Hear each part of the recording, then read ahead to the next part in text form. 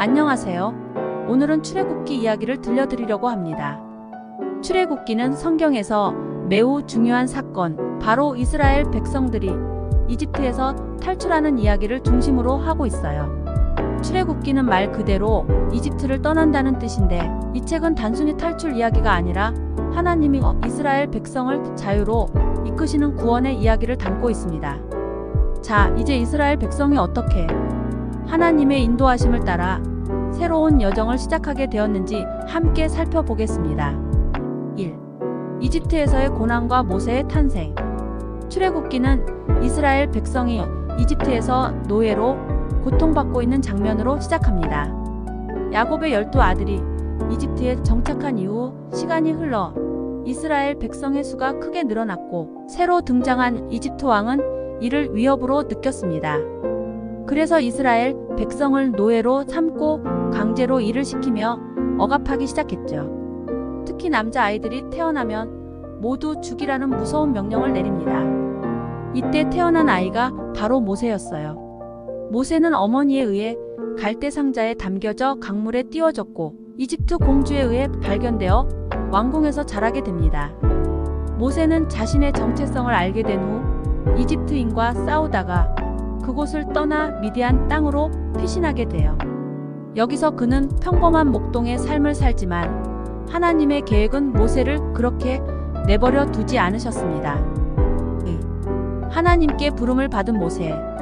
어느 날 모세는 떨기나무에 불이 붙었지만 나무는 타지 않는 신기한 장면을 목격합니다. 바로 그 순간 하나님께서 모세를 부르신 거예요. 하나님은 모세에게 이스라엘 백성의 고통을 보았으며 그들을 구원하기 위해 그를 보내겠다고 말씀하십니다.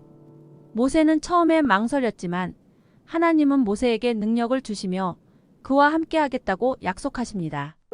하나님께서는 모세와 함께 그의 형 아론도 부르셔서 모세가 하나님을 대신하여 이집트 왕에게 가서 내 백성을 보내라라는 명령을 전할 수 있도록 하십니다. 하나님은 모세가 확신을 가질 수 있도록 여러 기적을 보여주시며 그에게 사명을 주시죠. 3. 10가지 재앙과 이스라엘 백성의 출발. 모세는 아론과 함께 이집트 왕 바로에게 가서 이스라엘 백성을 풀어주라고 요구하지만 바로는 이를 거부합니다. 그러자 하나님은 이집트 땅에 10가지 재앙을 내리시는데요. 이 재앙은 하나씩 점점 강해지면서 이집트와 바로의 마음을 움직이기 시작합니다. 피, 개구리, 이파리, 가축의 죽음, 종기, 우박, 메뚜기, 흑암의 재앙이 이어지고 마지막으로 장자의 죽음이라는 매우 심각한 재앙까지 이르게 되죠. 이 마지막 재앙을 앞두고 하나님은 이스라엘 백성에게 유월절 패소버를 지키라고 명령하십니다. 각 집마다 어린 양을 잡아 그 피를 문에 바르면 그 집은 재앙이 지나갈 것이라고 하셨습니다. 이 장자의 죽음 재앙 후에 바로는 결국 이스라엘 백성을 놓아주게 됩니다. 이스라엘 백성은 드디어 오랜 노예 생활에서 벗어나게 된 거죠. 4. 홍해의 기적. 출발한 이스라엘 백성은 광야를 지나지만 뒤늦게 후회한 바로는 군대를 보내 그들을 쫓아옵니다. 이스라엘 백성은 홍해 앞에서 도망갈 길이 막혀 절망에 빠지지만 하나님은 모세에게 지팡이를 들라고 명하십니다. 그 지팡이를 홍해 위로 들자 홍해가 갈라지는 기적이 일어납니다. 이스라엘 백성은 마른 땅을 밟으며 바다를 건너고 뒤쫓던 이집트 군대는 다시 합쳐진 물에 휩쓸려 버립니다. 이 사건은 하나님께서 이스라엘 백성을 어떻게 인도하시고 보호하시는지를 가장 극적으로 보여주는 장면이죠. 5. 광야에서의 시험과 만나. 홍해를 건넌 이스라엘 백성은 광야로 들어서지만 곧 음식과 물이 부족해 불평을 시작합니다. 하나님은 이들을 위해 만나와 메추라기를 보내주시며 하늘에서 빵처럼 내리는 만나를 통해 날마다 필요한 양식이 채워지게 하십니다. 이 과정에서 하나님은 백성이 얼마나 신뢰하고 순종하는지를 시험하시기도 합니다. 만나를 하루치만 모으라는 말씀을 어기고 더 모으려다 상하거나 벌레가 생기는 일이 생기기도 하죠.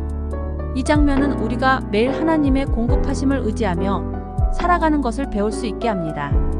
6. 십계명과 율법의 수여. 이제 이스라엘 백성은 시내산에 도착하고 모세는 산 위로 올라가 하나님께서 주실 말씀을 받게 됩니다. 여기서 하나님은 십계명을 비롯한 여러 율법을 주시며 이스라엘 백성이 거룩한 백성으로 살아가기를 원하십니다. 이 십계명은 하나님을 사랑하고 이웃을 사랑하라는 두 가지 큰 가르침을 중심으로 하고 있으며 이스라엘 백성이 어떻게 하나님과의 관계를 지키고 공동체 안에서 살아가야 할지를 알려줍니다. 모세가 산 위에 있는 동안 백성은 불안해하며 금송아지를 만들어 그것을 섬기기 시작합니다.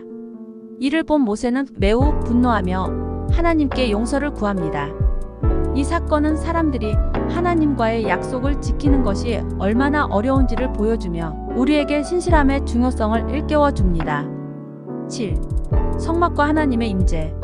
출애굽기의 마지막 부분에서는 하나님이 성막을 짓도록 명령하시고 이 성막을 통해 하나님이 이스라엘 백성 가운데 거하실 것이라고 하십니다. 성막은 하나님과 만나는 장소, 하나님이 이스라엘 백성과 동행하심을 상징하는 중요한 상징물이었습니다. 백성들은 하나님의 구체적인 지시에 따라 성막을 세우고 하나님은 이 성막 위에 구름과 불로 임재하심을 나타내시죠. 이 성막의 건축 과정은 단순한 장소 이상의 의미가 있습니다. 하나님께서 항상 우리와 함께 하시며 우리가 어디에 있든지 하나님께 기도하고 만나 뵐 수 있다는 약속을 상징합니다. 출애굽기의 마지막 장면은 하나님이 백성과 함께 행하시고 그분의 인도하심에 따라 움직이는 모습으로 마무리됩니다. 마무리. 출애굽기를 한마디로 요약하자면 구원의 이야기라고 할 수 있습니다. 하나님은 고통 속에서 신음하는 사람들을 그냥 내버려 두지 않으시고 구원하시고 약속을 지키시는 분이세요. 또한 하나님은 우리가 새로운 삶을 시작할 때 어떤 방향으로 나아가야 하는지 율법과 계명을 통해 길을 보여주십니다. 출애굽기는 하나님과의 관계, 자유, 그리고 공동체에 대한 깊은 가르침을 주는 책입니다. 출애굽기에서 몇 가지 중요한 구절들을 살펴볼까요? 출애굽기 3장 14절 나는 스스로 있는 자이니라. 하나님이 모세에게 자신을 드러내시며 하신 말씀입니다. 하나님이 언제나 계신 분이며 영원히 우리와 함께 하신다는 약속이 담겨 있죠. 출애굽기 14장 14절 여호와께서 너희를 위하여 싸우시리니 너희는 가만히 있을지니라. 홍해 앞에서 이스라엘 백성에게 주신 말씀으로 우리에게도 하나님이 항상 우리의 편이 되어 싸우신다는 믿음을 줍니다. 출애굽기 20장 2-3절 나는 너를 애굽 땅 종 되었던 집에서 인도하여 낸 내 하나님 여호와니라. 너는 나 외에는 다른 신들을 내게 두지 말라.